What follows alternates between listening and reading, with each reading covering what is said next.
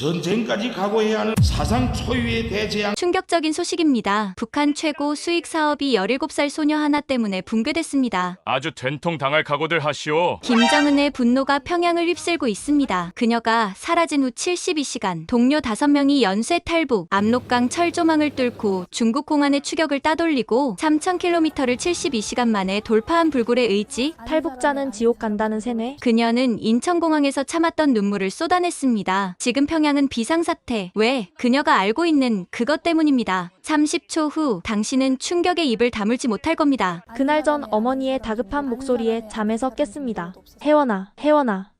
큰일 났어.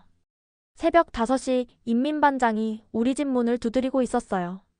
리메원, 지금 당장 나와. 제 이름이 불리는 순간 온몸이 얼어붙었습니다. 장마당에서 중국 물건 판 게 들켰나? 아니면 지난주에 몰래 한국 드라마 본 게 발각됐나?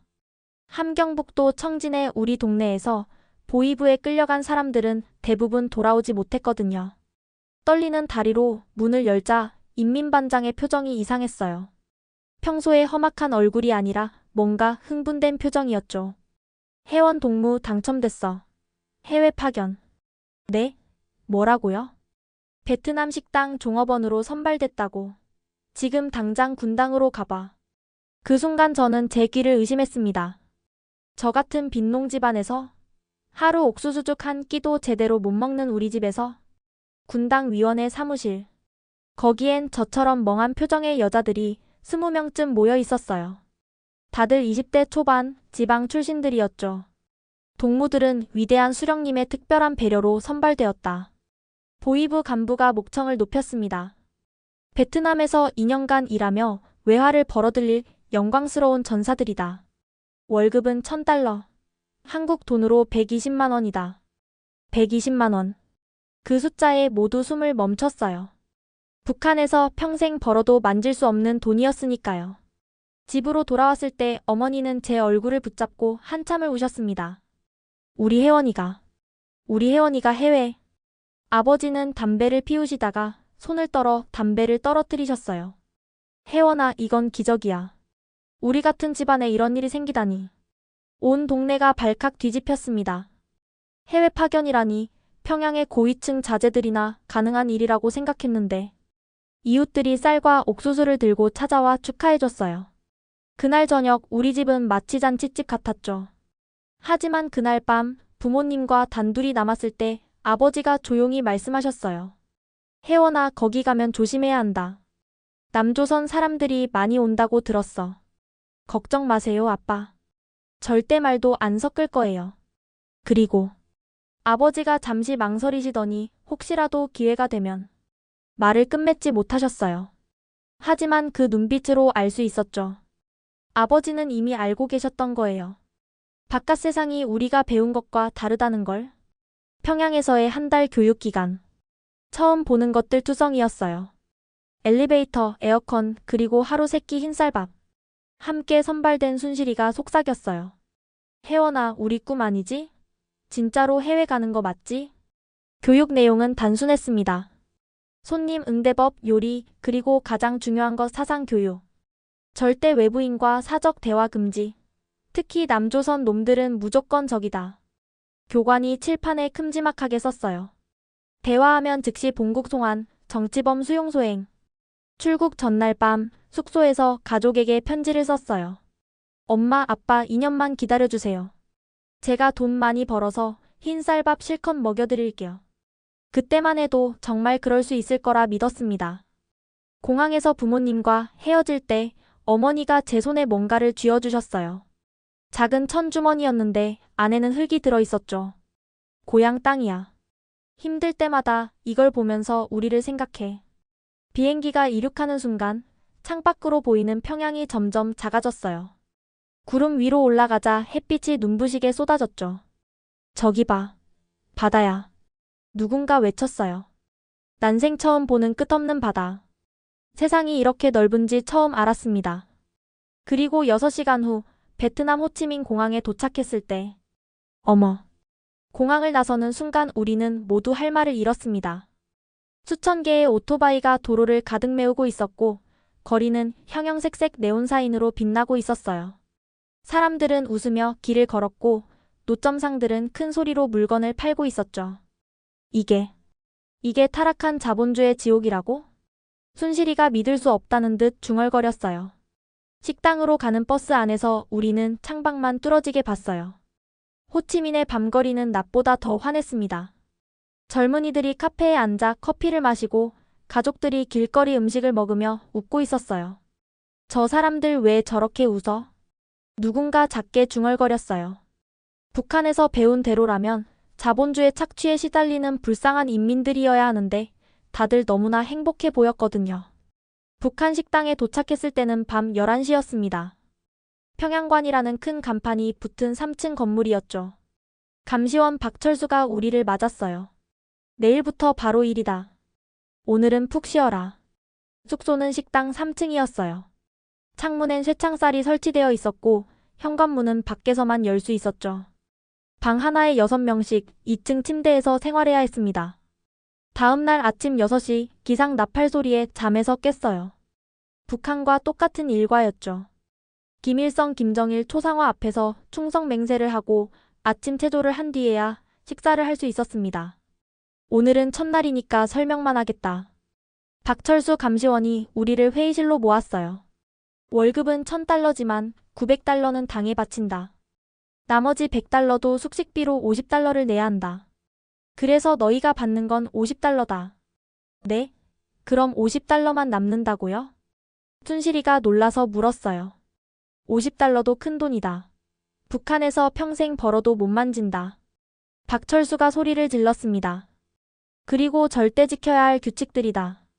첫째, 손님과 사적 대화 금지. 둘째, 외출 금지. 셋째, 한국 손님과는 눈도 마주치지 마라.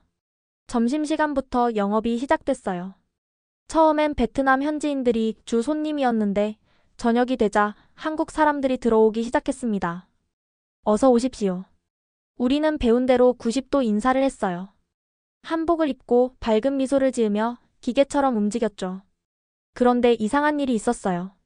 한국 손님들이 우리를 보는 눈빛이 북한에서 배운 것과 달랐던 거예요. 적이나 경멸이 아니라 연민과 호기심이 섞인 눈빛이었죠. 아가씨 고향이 어디예요? 한 중년 남성이 물었어요. 저는 대답하지 않고 메뉴판만 내밀었습니다. 말 못하게 하는구나. 알았어요. 냉면 하나 주세요. 그가 씁쓸하게 웃으며 주문했어요. 첫날 일을 마치고 숙소로 돌아왔을 때 저는 혼란스러웠습니다. 왜 한국 사람들은 우리에게 친절할까? 왜 베트남 사람들은 행복해 보일까? 혜원아, 너도 이상하지 않니? 순실이가 조용히 물었어요. 뭐가? 여기 사람들 말이야. 우리가 배운 것과 너무 달라. 쉿, 그런 말하지 마. 벽에도 귀가 있어. 정말로 그랬어요. 숙소 곳곳에 감시 카메라가 설치되어 있었고 우리끼리도 서로 감시하도록 교육받았거든요. 일주일이 지나자 생활 패턴이 잡혔습니다. 아침 6시 기상, 7시부터 청소와 준비, 11시부터 밤 11시까지 영업, 12시 취침. 하루 14시간 노동이었죠. 발이 너무 아파. 매일 밤 순실이가 신음했어요. 하이힐을 신고 하루 종일 서 있어야 했거든요. 가장 힘든 건 배고픔이었어요. 손님들이 남긴 음식을 보면서도 먹을 수 없었고 하루 3끼 주는 밥은 형편없었죠. 된장국에 밥, 김치가 전부였어요. 1000달러 번다면서 왜 이것밖에 안 주는 거야? 누군가 불평했다가 다음날 따로 불려가 혼났어요. 불평하는 자는 즉시 본국 송환이다. 박철수의 위협에 모두 입을 다물었죠. 그러던 어느 날 저녁 한 젊은 한국 남자가 혼자 들어왔어요. 깔끔한 정장 차림에 안경을 쓴 모습이 신사 같아 보였죠. 그는 구석자리에 앉아 조용히 냉면을 주문했습니다. 이상한 건 그 다음이었어요. 그는 일주일 내내 매일 같은 시간에 와서 같은 자리에 앉았죠. 항상 냉면만 주문했고 조용히 먹고 갔습니다. 한 번은 제가 냉면을 내려놓을 때 그가 작게 말했어요. 수고하세요. 순간 가슴이 뛰었습니다. 누군가 저에게 수고한다고 말해준 건 처음이었거든요. 하지만 저는 무표정을 유지한 채 돌아섰죠. 그날 밤 침대에 누워 생각했어요. 왜 그 한마디가 계속 머릿속에 맴돌까? 왜 그 사람의 따뜻한 눈빛이 잊히지 않을까? 혜원아, 자니? 순실이가 속삭였어요. 아니, 왜? 나 무서워. 여기서 2년을 어떻게 버티지? 저도 무서웠어요. 하지만 더 무서운 건 제 마음속에 피어나는 의문들이었죠. 우리가 정말 세계에서 가장 행복한 나라에서 왔을까? 왜 우리는 갇혀있고 저 밖의 사람들은 자유로울까? 그 남자의 이름을 알게 된 건 한 달쯤 지났을 때였어요. 강태식 씨, 어서 오세요. 옆 테이블 베트남 손님이 그를 반갑게 맞았거든요. 한국 기업 주재원이라고 했어요. 매일 저녁 7시 그는 어김없이 나타났습니다. 처음엔 그저 단골 손님 중 하나라고 생각했어요. 하지만 그는 달랐습니다. 다른 한국 손님들은 우리를 구경거리로 봤지만 그는 우리를 사람으로 대했거든요. 오늘도 덥네요. 에어컨 앞자리로 옮겨도 될까요? 그가 물었을 때 저는 고개만 끄덕였어요. 말을 하면 안 되니까요. 하지만 그는 개의치 않았습니다. 감사합니다. 여기서 일하시느라 힘드시죠? 대답할 수 없는 제게 그는 계속 혼잣말처럼 이야기했어요. 저도 타국에서 일하니까 외로워요. 가족이 보고 싶고요. 어느 날 그가 냉면을 다 먹고 계산을 하면서 테이블에 뭔가를 남겼어요. 작은 초콜릿이었죠. 스위스 초콜릿이라고 쓰여 있었습니다. 주변을 살피고 얼른 주머니에 넣었어요. 감시 카메라 사각지대였거든요. 그날 밤 화장실에서 몰래 그 초콜릿을 먹었는데 눈물이 났어요. 태어나서 먹어본 가장 달콤한 맛이었습니다. 다음 날부터 그의 작은 선물이 이어졌어요. 초콜릿, 사탕, 때로는 비타민이었죠. 항상 냅킨 밑에 숨겨두고 갔습니다. 아가씨가 너무 야위어 보여서요. 그가 작게 중얼거린 말이 들렸어요. 제 걱정을 해주는 사람이 있다는 게 이상했습니다. 북한에서는 당과 수령님만 인민을 걱정한다고 배웠는데 보름쯤 지났을 때 충격적인 일이 일어났어요. 태식 씨가 책을 두고 갔던 거예요. 한국 소설책이었는데 제목은 82년생 김지영이었습니다. 박철수 감시원이 화장실 간 사이 저는 그 책을 빠르게 숨겼어요. 왜 그랬는지 모르겠어요. 그냥 너무 읽고 싶었거든요. 그날 밤 이불을 뒤집어 쓰고 핸드폰 불빛으로 책을 읽었습니다. 한국 여성의 평범한 일상이 담긴 이야기였는데 충격적이었어요. 대학을 가고 직장을 다니고 결혼을 하고 아이를 낳는 자유로운 삶. 이게 진짜 한국이야? 속으로 수없이 물었죠. 책 속의 한국은 우리가 배운 지옥이 아니었어요. 문제도 있었지만 적어도 사람이 사람답게 사는 곳이었습니다. 다음 날 태식 씨가 왔을 때 저는 용기를 냈어요. 주문을 받으며 작게 속삭였죠. 책. 읽었어요. 그가 놀란 눈으로 저를 봤어요. 그리고 미소를 지었죠. 어땠어요? 더 이상 말할 수 없었어요. 박철수가 이쪽을 보고 있었거든요. 그날부터 우리 사이에는 묘한 교감이 생겼어요. 눈빛으로 작은 제스처로 대화를 나눴죠. 그가 메뉴판을 보며 혼잣말을 하면 저는 고개를 끄덕이거나 가로저어 대답했습니다. 한국은 정말 자유로운 나라예요. 누구나 하고 싶은 일을 할 수 있죠. 고개를 갸웃거렸어요. 북한 분들도 한국에 오면 대학도 갈 수 있고 지원도 받아요. 눈이 커졌어요. 거짓말이겠지? 하지만 그의 눈은 진실을 말하고 있었죠. 어느 날 순실이가 제게 경고했어요. 혜원아, 조심해. 박철수가 너를 의심하고 있어. 무슨 소리야? 그 한국 남자랑 너무 자주 눈 마주친대. 앞으로는 다른 애가 서빙하래. 심장이 쿵 내려앉았어요. 태식 씨를 못 본다는 게 왜 이렇게 슬픈지 이해할 수 없었죠. 그런데 태식 씨는 영리했어요. 다음 날부터 다른 테이블에 앉기 시작했거든요. 제가 담당하는 구역으로 옮긴 거예요. 한 번은 그가 화장실을 가는 척하며 제 옆을 지나갔어요. 그때 작은 쪽지를 떨어뜨렸죠. 당신은 혼자가 아니에요. 희망을 잃지 마세요. 그 짧은 문장이 제 마음을 흔들었어요. 혼자가 아니라니. 평생 집단 속에 살면서도 늘 외로웠는데 이방인이 전해준 위로가 이렇게 따뜻할 수가 있나요? 저도 용기를 냈어요. 주문받은 종이 뒤에 젓가락으로 글씨를 새겼죠. 고마워요. 단 2글자였지만 제 인생 첫 반역이었습니다. 그날 밤 저는 깨달았어요. 태식 씨를 보고 싶어 한다는 것을. 그의 따뜻한 눈빛과 미소가 하루의 유일한 기다림이 됐다는 것을요. 이런 마음을 가져선 안 돼. 스스로에게 수없이 말했지만 마음은 통제할 수 없었습니다. 2달째 되던 날, 태식 씨가 평소보다 일찍 왔어요. 식당이 한산한 시간이었죠. 그가 주문하는 척하며 빠르게 말했어요. 내일부터 일주일간 한국 출장입니다. 걱정하지 마세요. 꼭 돌아올게요. 왜 제게 그런 말을 하는 걸까? 왜 돌아온다고 약속하는 걸까? 그리고 왜 저는 그 말에 안도하는 걸까? 일주일. 그가 없는 일주일은 지옥 같았어요. 매일 저녁 7시가 되면 문이 열릴 때마다 고개를 들었지만 그는 오지 않았죠. 태식 씨가 돌아온 날, 저는 무심한 척했지만 안도의 한숨이 나왔어요. 그는 여전히 그 자리에 앉아 냉면을 주문했죠. 잘 지내셨어요? 그가 물었고 저는 작게 고개를 끄덕였습니다. 그날 그가 남긴 건 초콜릿이 아니었어요. 한국 신문을 인쇄한 종이였죠. 화장실에서 펼쳐본 신문에는 탈북자 대학생의 인터뷰가 실려 있었습니다. 자유를 찾아왔더니 꿈을 찾았습니다. 그 문장이 가슴에 박혔어요. 자유와 꿈. 우리에겐 허락되지 않은 단어들이었죠.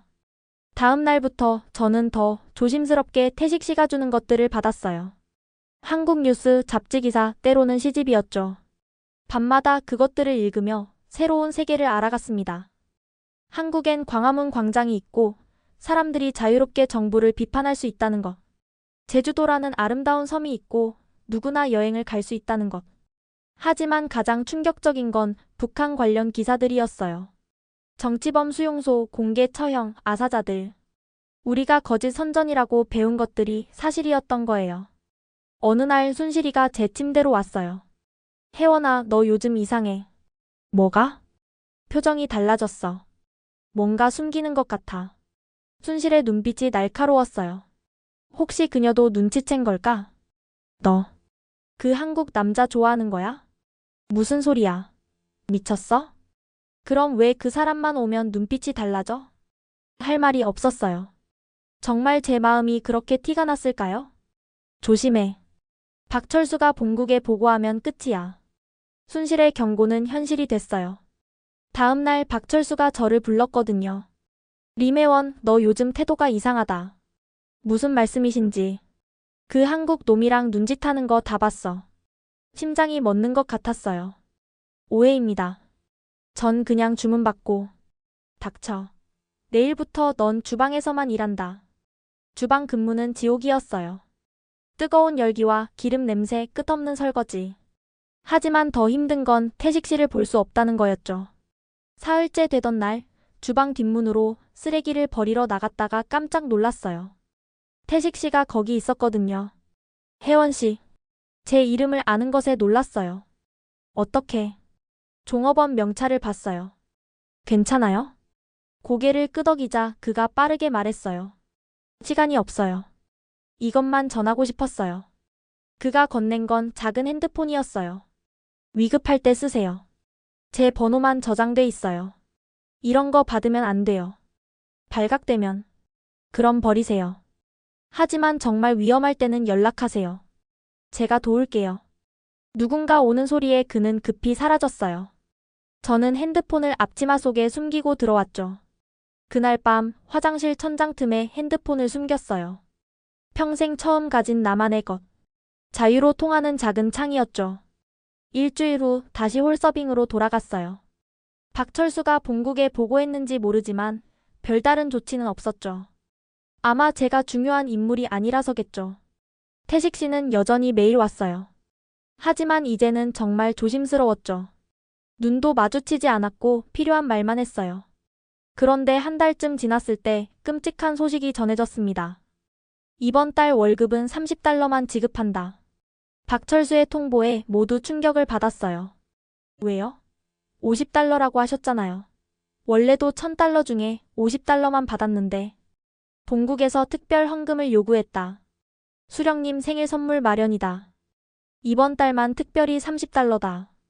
누구도 반박할 수 없었어요. 수령님을 위해서라면 모든 걸 바쳐야 한다고 배웠으니까요. 하지만 속으로는 분노가 끓었어요. 하루 14시간 일하고 받는 게 30달러라니. 베트남 현지 종업원들은 300달러를 받는다고 들었는데 혜원아, 우리가 노예 같지 않니? 순실이가 밤에 속삭였어요. 그런 말 하지 마. 하지만 사실이잖아. 우린 돈 버는 기계야. 순실의 눈에 눈물이 고였어요. 집에 돈도 못 붙이는데 여기 왜 있는 거야? 그 말이 맞았어요. 부모님께 돈을 보내고 싶었지만 불가능했죠. 모든 송금은 당을 통해야 했고 수수료라는 명목으로 대부분 빼앗겼으니까요. 더 충격적인 건 다음 주에 벌어졌어요. 함께 일하던 은정이가 갑자기 사라진 거예요. 은정이 어디 갔어? 본국 송환됐어. 박철수가 차갑게 말했어요. 왜요? 남조선 놈한테 전화번호를 줬다더군. 모두 얼어붙었어요. 은정이의 운명은 뻔했죠. 정치범 수용소행. 그날 밤 저는 태식 씨가 준 핸드폰을 꺼내보고 싶었어요. 하지만 무서워서 못했죠. 은정이처럼 될까봐. 식당 분위기는 더욱 살벌해졌어요. 서로를 의심하고 감시했죠. 누가 밀고자인지 알 수 없었으니까요. 그런 와중에도 태식 씨는 계속 왔어요. 하지만 이제는 아무것도 주지 않았죠. 그저 조용히 밥을 먹고 갈 뿐이었어요. 어느 날 그가 계산하며 말했어요.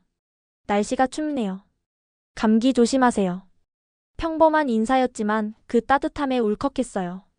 이곳에서 제 건강을 걱정해주는 사람이 있다는 게 위로가 됐거든요. 한 달이 더 지났어요. 이제 베트남에 온 지 6달이었죠. 매일이 똑같았어요. 일어나고 일하고 자는 것의 반복. 그러던 중 이상한 일이 생겼어요. 북한 관광객들이 식당에 왔는데 그들의 옷차림과 행색이 너무나 초라했던 거예요. 평양에서 왔습니다. 그들이 자랑스럽게 말했지만 남루한 옷과 야윈 얼굴이 모든 걸 말해주고 있었죠. 여기 종업원들은 정말 행복해 보이는구만. 한 관광객이 말했어요. 우리가 행복해 보인다니. 웃음이 나올 뻔했죠. 식사를 마친 그들이 나가고 한국 손님들이 들어왔어요. 최신 핸드폰과 명품 가방, 세련된 옷차림. 같은 민족인데 왜 이렇게 다를까? 저 북한 관광객들 불쌍하더라. 한국 손님이 동료에게 말하는 게 들렸어요. 그러게. 21세기에 아직도 저렇게 살다니. 그 말에 가슴이 아팠어요. 우리가 불쌍한 존재라는 걸 처음 인정하는 순간이었죠. 그날 밤 순실이가 충격적인 고백을 했어요. 혜원아, 나 도망가고 싶어. 뭐? 더 이상 못 견디겠어. 이렇게 사는 게 사는 거야? 하지만 어떡해. 잡히면 죽어. 이미 죽은 거나 마찬가지잖아. 순실의 눈엔 절망만 가득했어요. 다음 날 태식 씨가 평소와 다른 시간에 왔어요. 점심시간이었는데 손님이 거의 없었죠. 혜원 씨, 잠깐만요. 그가 조용히 불렀어요. 뭔가 전할 게 있어요. 화장실에 두고 갈게요. 화장실에서 발견한 건 편지였어요. 혜원 씨, 당신이 힘들어하는 걸 알아요. 도망치고 싶다면 도와주고 싶어요. 제 진심이에요. 생각해보고 결정하세요. 손이 떨렸어요. 도망? 가능한 일일까? 하지만 잡히면? 그때 순실이 들어왔어요. 뭐해? 편지를 숨기려 했지만 늦었어요. 이게 뭐야? 순실이 편지를 빼앗아 읽더니 눈이 커졌어요. 혜원아, 너. 순실아, 제발 비밀로 해줘. 나도 데려가줘. 뭐? 나도 같이 도망가고 싶어. 부탁이야. 우리는 서로를 끌어안고 울었어요. 처음으로 진심을 나눈 순간이었죠. 태식 씨와 제대로 대화를 나눈 건 일요일 오후였어요. 박철수가 외출한 틈을 탔죠. 5분만 이야기해요. 식당 뒤 골목에서 만났어요. 처음으로 감시 없이 마주한 순간이었죠. 혜원 씨, 정말 떠나고 싶어요? 네. 하지만 무서워요. 그리고 정말 한국이 우리가 배운 것과 다른가요? 태식 씨가 주머니에서 핸드폰을 꺼냈어요. 화면에는 서울의 모습이 담겨 있었죠. 이게 지금 서울이에요. 강남역이라는 곳이에요. 수많은 사람들이 자유롭게 거리를 걷고 있었어요. 젊은이들은 웃으며 커피를 마시고 연인들은 손을 잡고 걸었죠. 저 사람들이 정말 굶주리지 않는 거예요? 한국에서 굶어 죽는 사람은 없어요. 오히려 다이어트 때문에 고민이죠. 믿을 수 없었어요. 북한에서는 남한 사람들이 미국의 식민지로 고통받는다고 배웠는데, 그럼 미군은요? 미군이 여성들을 괴롭힌다고. 미군은 있지만 동맹이에요. 한국을 지키는 역할이죠. 강제로 뭘 하지 않아요. 태식 씨가 또 다른 사진을 보여줬어요. 대학 캠퍼스였죠. 이게 서울대학교예요. 탈북자들도 여기 다녀요. 정부에서 학비를 지원해 주거든요. 탈북자를 왜 도와주죠? 배신자 아닌가요? 한국에서는 탈북자를 같은 민족으로 봐요. 자유를 찾아온 용감한 사람들이라고 생각하죠. 머리가 복잡해졌어요. 평생 믿어온 모든 게 거짓이었다니. 그럼 우리가 배운 건 다 거짓이었어요? 모두는 아니에요. 하지만 많은 부분이 왜곡됐죠. 태식 씨가 제 손을 잡았어요.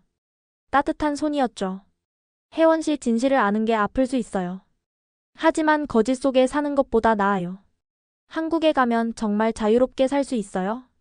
네. 직업도 자유롭게 선택하고 어디든 여행도 가고 하고 싶은 말도 할 수 있어요. 정부를 비판해도 돼요? 당연하죠. 대통령을 욕해도 잡아가지 않아요. 충격적이었어요. 김정은을 조금이라도 의심하면 즉시 수용 소행인데. 그리고 이걸 보세요. 태식 씨가 유튜브를 열어 탈북자의 인터뷰 영상을 보여줬어요. 안녕하세요. 저는 2019년에 탈북한 김미영입니다. 지금은 간호사로 일하고 있어요. 화면 속 여성은 밝게 웃고 있었어요. 처음엔 적응이 힘들었지만 많은 분들이 도와주셨어요. 지금은 정말 행복해요. 저 사람이 정말 탈북자예요? 네. 제 친구의 친구예요. 작년에 결혼도 했대요. 결혼. 자유연애. 북한에서는 당이 정해주는 대로 결혼해야 하는데 혜원 씨도 할 수 있어요. 간호사가 되고 싶다고 했죠? 네. 하지만 제가 할 수 있을까요? 북한 교육밖에 못 받았는데 한국 정부가 다 도와줘요. 검정고시도 보고 대학도 갈 수 있어요. 순간 눈물이 났어요. 꿈을 꿀 수 있다는 게, 미래를 계획할 수 있다는 게. 순실이도 같이 가고 싶대요. 2명이면 더 위험해요. 하지만 방법이 있어요. 그는 구체적인 계획을 설명했어요. 라오스 국경을 넘어 태국으로 가는 루트였죠. 제가 안내자를 구할게요. 돈도 제가 댈게요. 왜? 왜 이렇게까지 해주시는 거예요? 그가 잠시 망설이다가 말했어요. 처음 혜원 씨를 봤을 때 제 여동생이 생각났어요. 만약 제 동생이 그런 상황이라면 누군가 도와줬으면 하고 바랐을 거예요. 그것뿐인가요? 제가 물었어요. 그의 눈을 보며. 아니요. 혜원 씨가 자유롭게 웃는 모습을 보고 싶어요. 진심으로 행복한 모습을요. 가슴이 뛰었어요. 누군가 내 행복을 바라준다니. 그리고 한 가지 더 보여줄 게 있어요. 태식 씨가 또 다른 영상을 틀었어요. 북한 정치범 수용소 생존자의 증언이었죠. 저는 14호 관리소에서 10년을 보냈습니다. 거기서는 사람을 사람으로 보지 않아요. 화면 속 남자의 팔에는 고문 흔적이 가득했어요. 하루 16시간 강제 노동, 하루 옥수수 200g. 동료가 쓰러져 죽어도 일해야 했어요. 이게 진짜예요? 유엔에서 조사한 내용이에요. 국제사회가 다 알고 있는 사실이죠. 그럼 왜 아무도 도와주지 않아요? 중국이 북한을 보호하고 있어요. 그리고 북한은 핵무기가 있잖아요. 복잡한 국제 정치. 그 속에서 희생되는 건 결국 우리 같은 평범한 사람들이었어요. 혜원 씨 시간이 없어요. 결정해야 해요. 며칠만 더 생각할게요.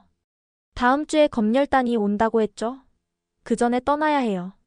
다시 식당으로 돌아왔을 때 이미 20분이 지나 있었어요. 어디 갔었어? 순실이가 걱정스럽게 물었어요. 화장실. 배탈 났어. 거짓말이었지만 어쩔 수 없었죠. 그날 밤 순실과 화장실에서 만났어요. 순실아, 우리 정말 갈 거야? 응. 나 결심했어. 여기서 2년 더 있으면 진짜 죽을 것 같아. 한국이 정말 우리가 배운 것과 다를까? 혜원아, 중요한 건 그게 아니야. 여기서는 우리가 노예야. 적어도 거기서는 사람으로 살 수 있을 거야. 순실이 말이 맞았어요. 근데 태식 씨 믿을 수 있을까? 지금까지 우리한테 잘해준 사람이 그 사람뿐이야. 다른 선택이 있어? 없었어요. 이대로 살든지 목숨 걸고 뛰든지. 둘 중 하나였죠. 탈출을 2주 앞두고 저는 이상한 감정에 휩싸였어요. 태식 씨를 보면 가슴이 두근거렸고 그가 오지 않는 날은 불안했죠.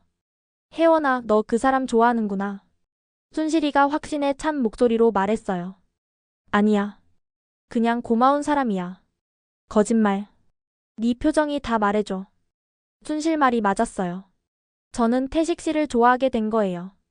북한에서는 당이 정해준 사람과 결혼해야 한다고 배웠는데 스스로 누군가를 좋아하게 되다니. 어느 날 저녁 태식 씨가 평소와 다르게 정장이 아닌 캐주얼한 차림으로 왔어요. 오늘은 제 생일이에요. 그가 쑥스럽게 웃었어요. 생일 축하해요. 작게 속삭였죠. 여기서 생일을 보내는 게 외롭네요. 가족이 보고 싶고. 그의 외로움이 느껴졌어요. 저도 가족이 보고 싶었거든요. 그날 그는 평소보다 오래 있었어요. 천천히 식사를 하며 창밖을 봤죠. 저는 그를 몰래 훔쳐봤어요. 왜 이렇게 좋아하게 됐을까? 혜원 씨. 그가 갑자기 불렀어요. 자유를 얻으면 뭘 하고 싶어요? 주변에 아무도 없어서 작게 대답했어요. 공부요. 대학 가고 싶어요. 무슨 공부? 간호학이요. 사람을 돕고 싶어요. 그가 미소 지었어요. 잘 어울려요. 분명 좋은 간호사가 될 거예요. 그 응원이 너무 따뜻했어요. 누군가 내 꿈을 응원해주는 게 처음이었거든요. 박철수가 돌아오는 소리에 대화를 멈췄어요. 태식 씨는 계산을 하고 나갔죠. 테이블엔 또 작은 선물이 있었어요. 작은 목걸이였는데 펜던트엔 나비가 새겨져 있었죠. 그날 밤 목걸이를 품에 안고 잤어요. 나비처럼 자유롭게 날고 싶었거든요. 다음 날 충격적인 소식이 전해졌어요.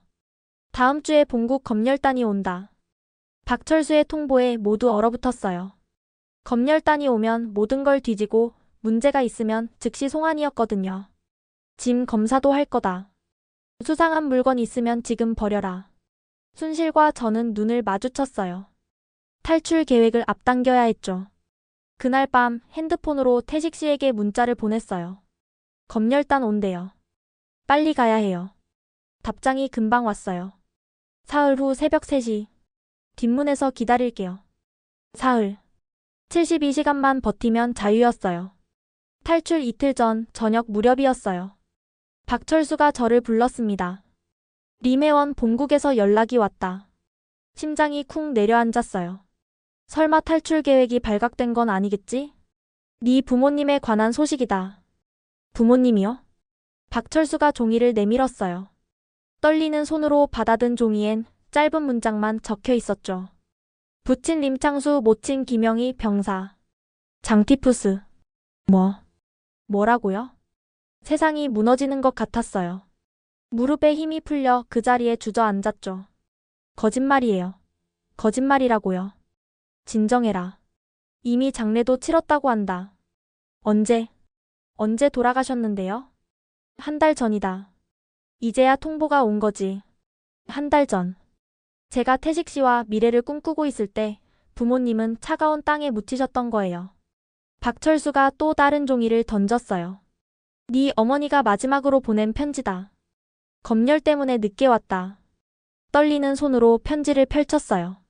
어머니의 삐뚤빠뚤한 글씨가 보였죠. 우리 혜원아, 잘 지내고 있니?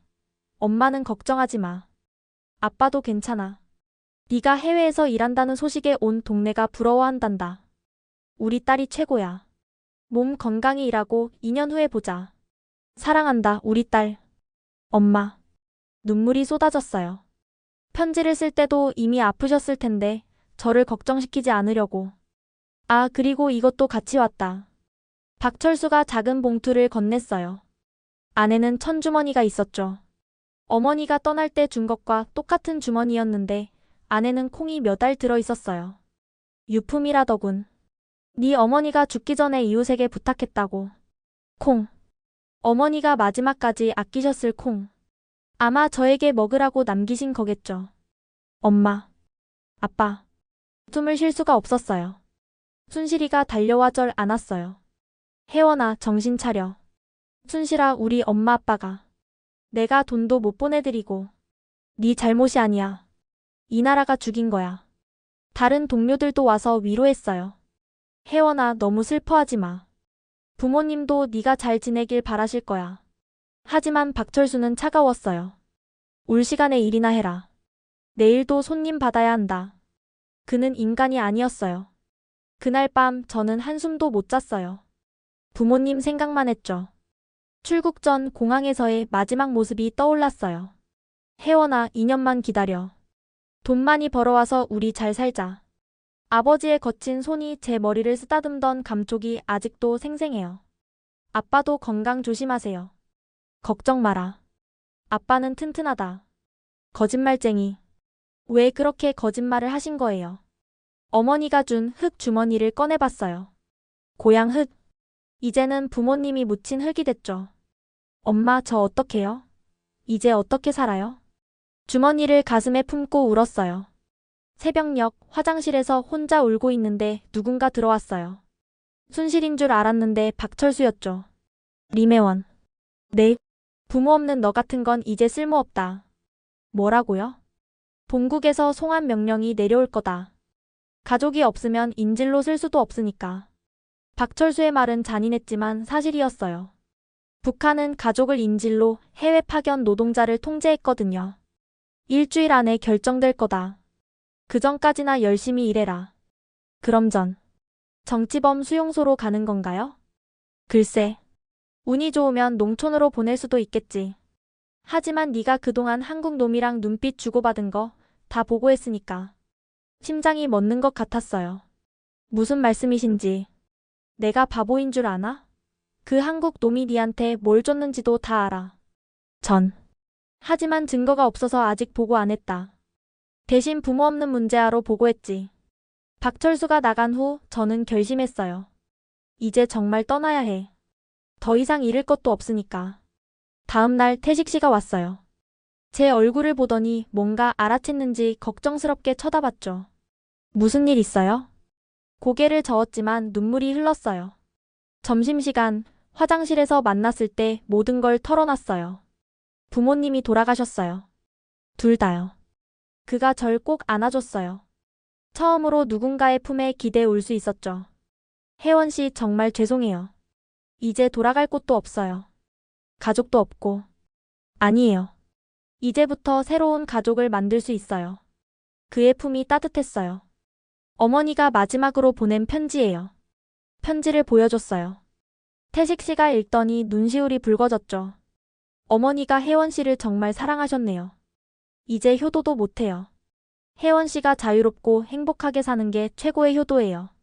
그 말이 위로가 됐어요. 박철수가 일주일 안에 본국 송환 결정 난대요. 그럼 더 빨리 움직여야 해요. 내일 새벽 어때요? 내일이요? 네. 오늘 밤에 준비하고 내일 새벽 3시에 떠나요. 너무 빨랐지만 다른 선택이 없었어요. 순실이도 같이 가야 해요. 알겠어요. 다 준비했어요. 그가 주머니에서 뭔가를 꺼냈어요. 작은 나비 목걸이였죠. 이거 가지고 계세요. 부적처럼요. 왜 나비예요? 자유롭게 날아다니잖아요. 혜원 씨도 그렇게 될 거예요. 그날 저녁 마지막 근무였어요. 평소처럼 일했지만 마음은 이미 떠나 있었죠. 주방에서 설거지를 하는데 요리사 아저씨가 다가왔어요. 혜원아, 부모님 일은 들었다. 힘내라. 살아있는 사람은 살아야지. 아저씨가 제 어깨를 두드렸어요. 그분도 가족을 북한에 두고 온 거였죠. 숙소로 올라가면서 식당을 둘러봤어요. 6달간 감옥이었던 곳. 내일이면 영원히 떠날 거예요.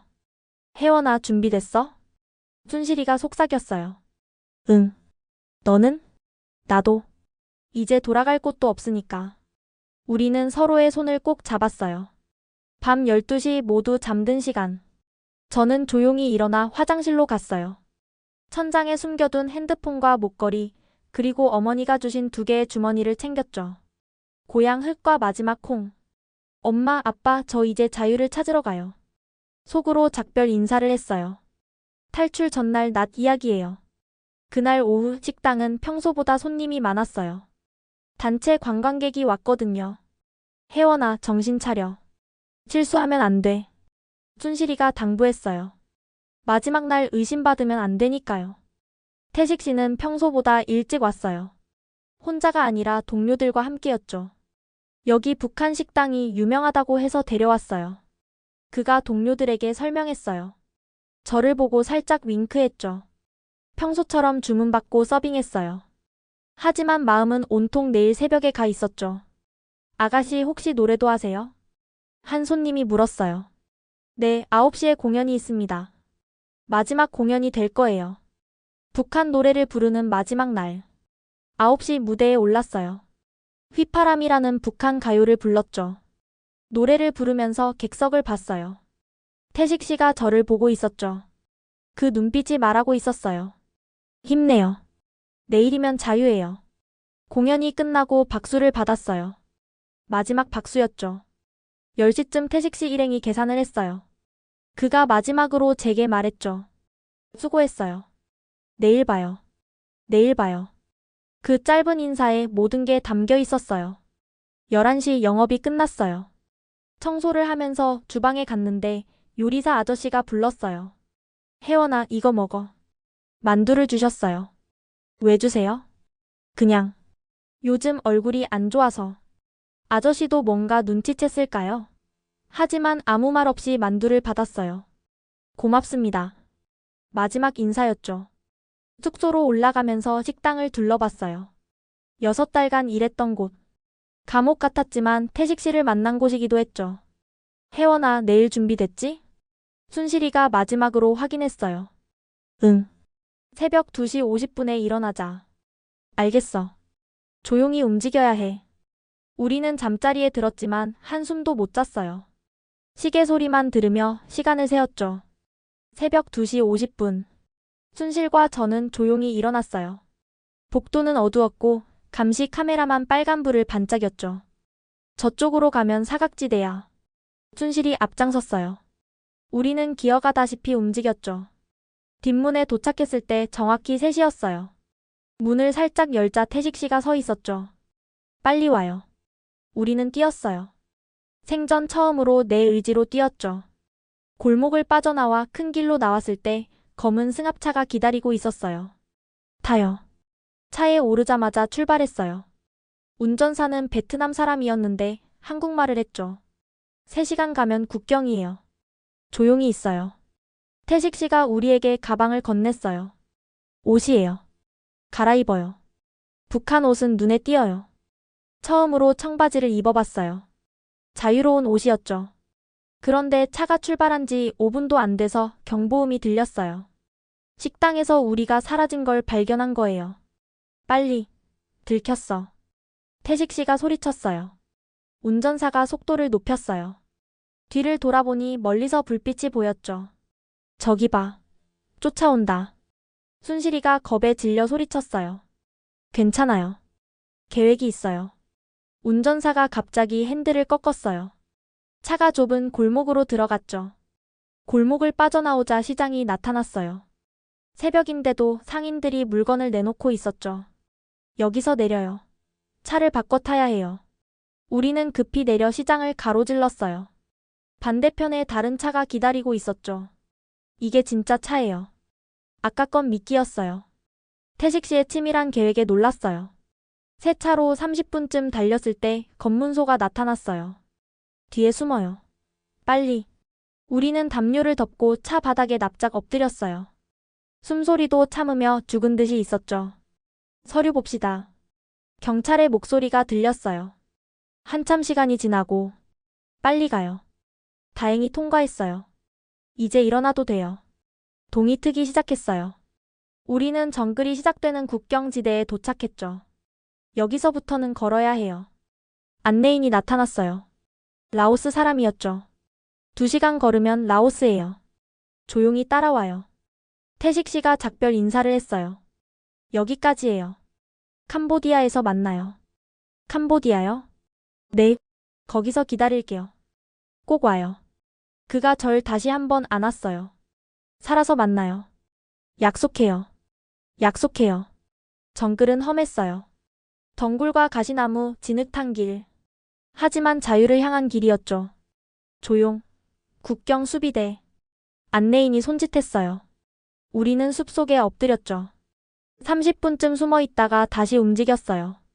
해가 뜨고 정글은 더 무서워졌죠. 뱀 조심. 실제로 큰 뱀이 지나갔어요. 순실이 제 팔을 꽉 잡았죠. 혜원아, 무서워. 나도. 하지만 돌아갈 순 없어. 3시간이 지나고 다리는 후들거렸어요. 그때 안내인이 말했죠.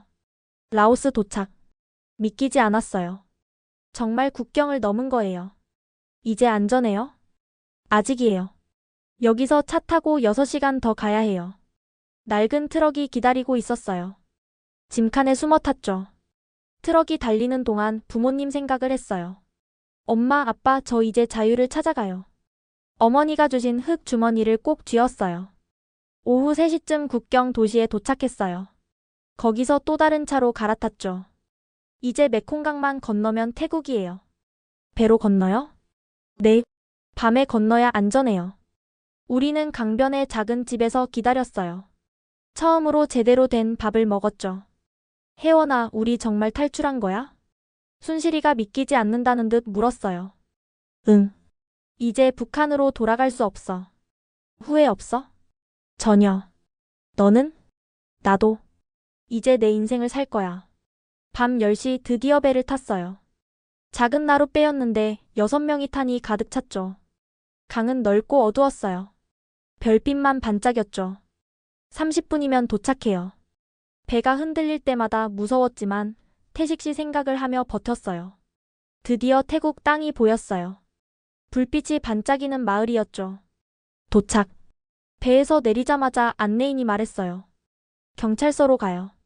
거기서 보호받을 수 있어요.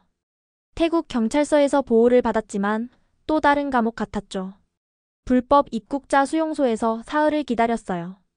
한국 대사관에서 연락 왔어요. 통역사가 알려줬어요. 캄보디아로 가는 걸 도와줄게요. 일주일 후 캄보디아 국경을 넘었어요. 처음으로 안도감을 느꼈죠. 프놈펜에 도착했을 때는 저녁이었어요. 도시는 호치민처럼 활기찼죠.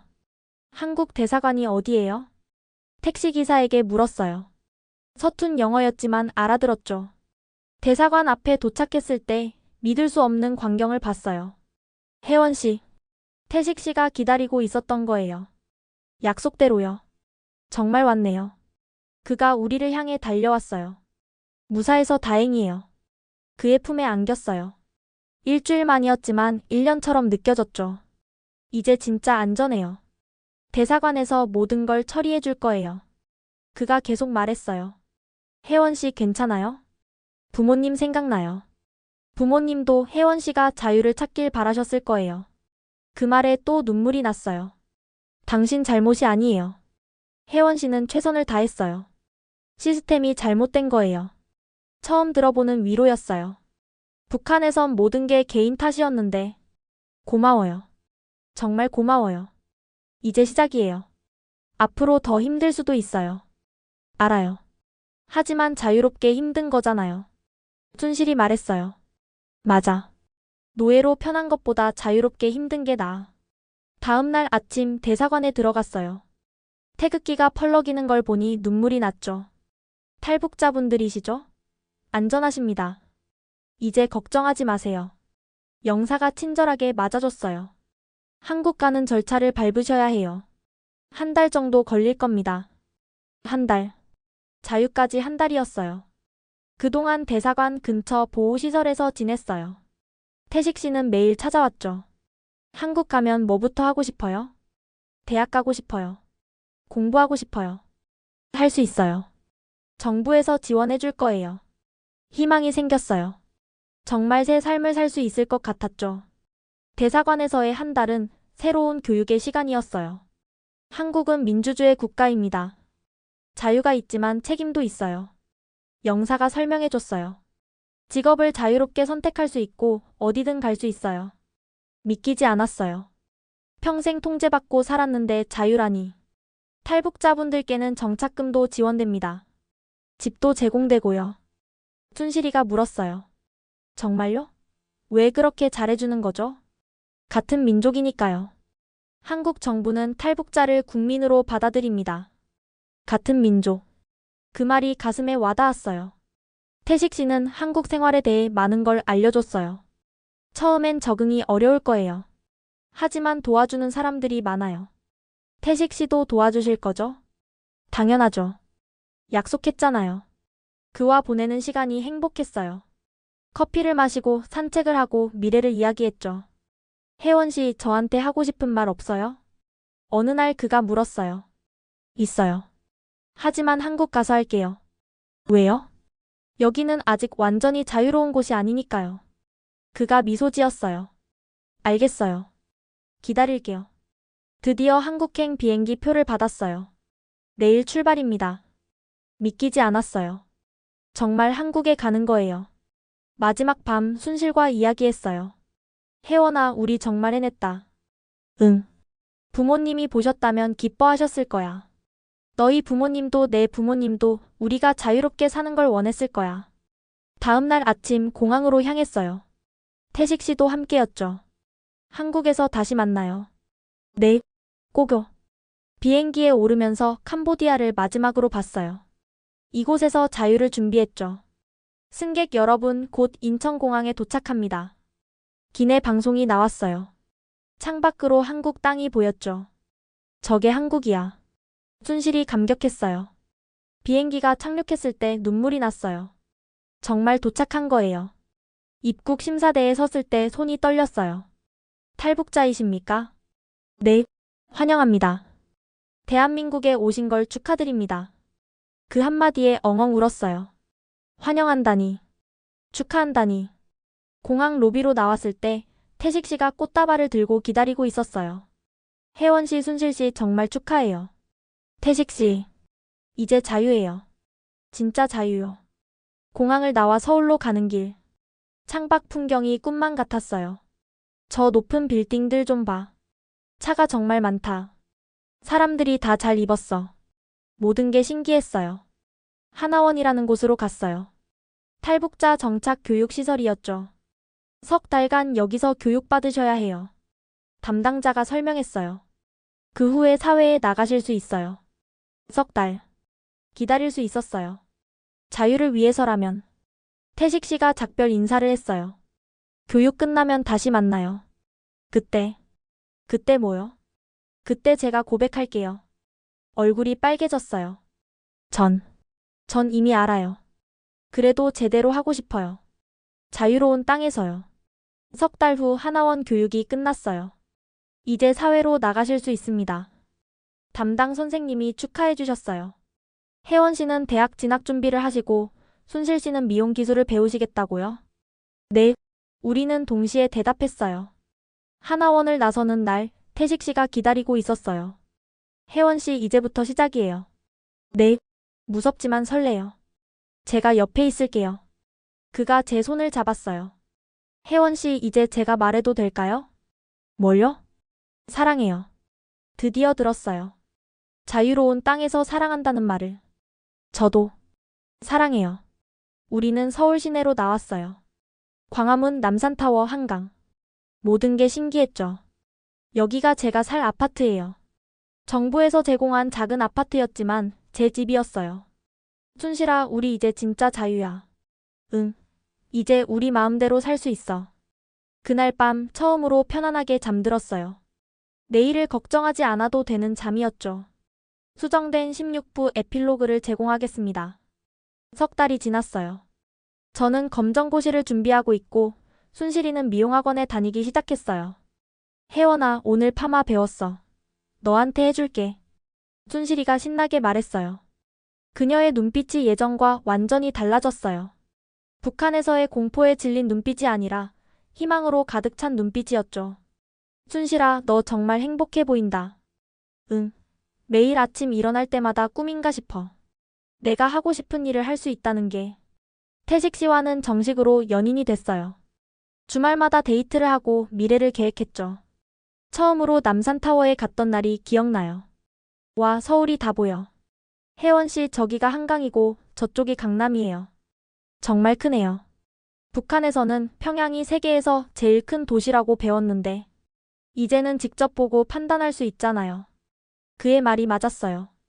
이제 저는 제 눈으로 보고 제 머리로 생각할 수 있었죠. 혜원 씨, 대학 가면 뭐가 제일 하고 싶어요? 캠퍼스를 자유롭게 걸어보고 싶어요. 친구들과 도서관도 가고 학생 식당에서 밥도 먹고 곧 할 수 있을 거예요. 내년 봄에는 대학생이 될 거예요. 정말 제가 할 수 있을까요? 당연하죠. 혜원 씨는 강한 사람이에요. 목숨 걸고 자유를 찾은 사람인데 못할 게 뭐가 있어요? 그의 응원이 큰 힘이 됐어요. 매일 아침 6시에 일어나 공부를 시작했죠. 한국 역사, 수학, 영어. 모든 게 새로웠지만 즐거웠어요. 배운다는 게, 앞으로 나아간다는 게 이렇게 행복한 일인지 처음 알았죠. 어느 날 저는 경기도에 한 묘지를 만들었어요. 부모님을 위한 감회였죠. 작은 비석이었지만 제 마음을 담았어요. 엄마, 아빠, 저 잘 지내고 있어요. 묘비에는 자유를 꿈꾼 부모님이라고 새겼어요. 대학도 갈 거고 좋은 사람도 만났어요. 엄마가 원하셨던 간호사가 될 거예요. 태식 씨가 함께 절했어요. 어머님, 아버님, 혜원 씨 제가 잘 지키겠습니다.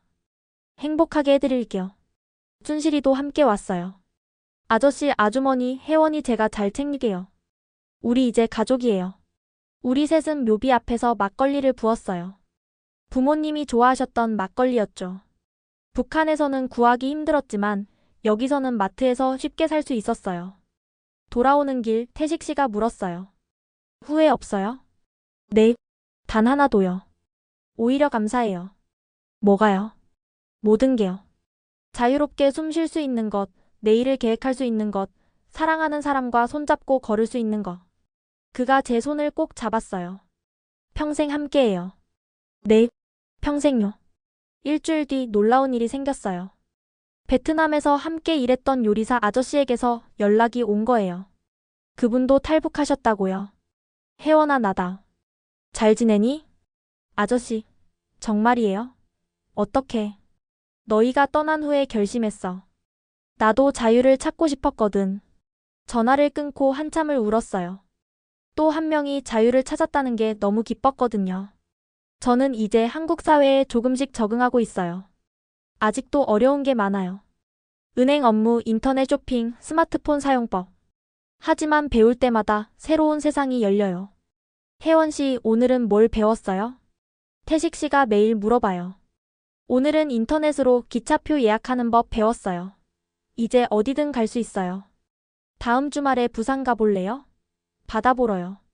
바다요? 진짜요? 북한에서는 허가 없이 다른 도시에 갈 수 없었어요. 그런데 이제는 마음만 먹으면 어디든 갈 수 있죠. 부산에 갔던 날, 해운대 바닷가에서 저는 처음으로 발을 담갔어요. 차가워. 여름에 다시 와요. 수영도 하고요. 수영은 못해요. 가르쳐 줄게요. 뭐든지요. 석양이 지는 서울. 한강다리에 불빛이 하나둘 켜지기 시작했어요. 자유의 불빛들. 이제 저도 그 중 하나예요. 베트남 북한 식당의 종업원에서 대한민국 시민이 된 림혜원.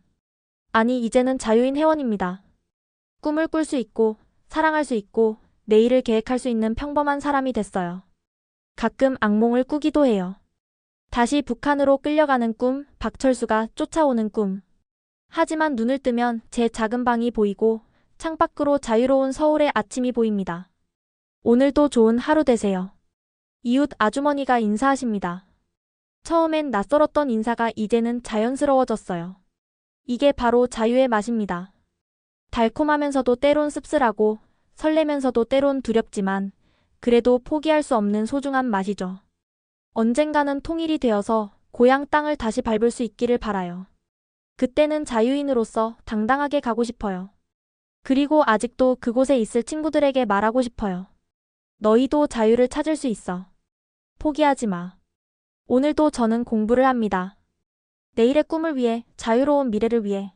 지금까지 베트남 북한 식당에서 시작된 목숨건 탈북 이야기 어떠셨나요? 22살 청춘이 사랑과 자유를 찾아 떠난 위험천만한 여정. 부모님을 잃은 슬픔을 딛고 새 삶을 시작한 용기가 가슴 뭉클하게 만듭니다. 지금도 전 세계 북한 식당에는 자유를 꿈꾸는 젊은이들이 있습니다. 언젠가 그들도 자유를 찾을 수 있기를 간절히 바랍니다.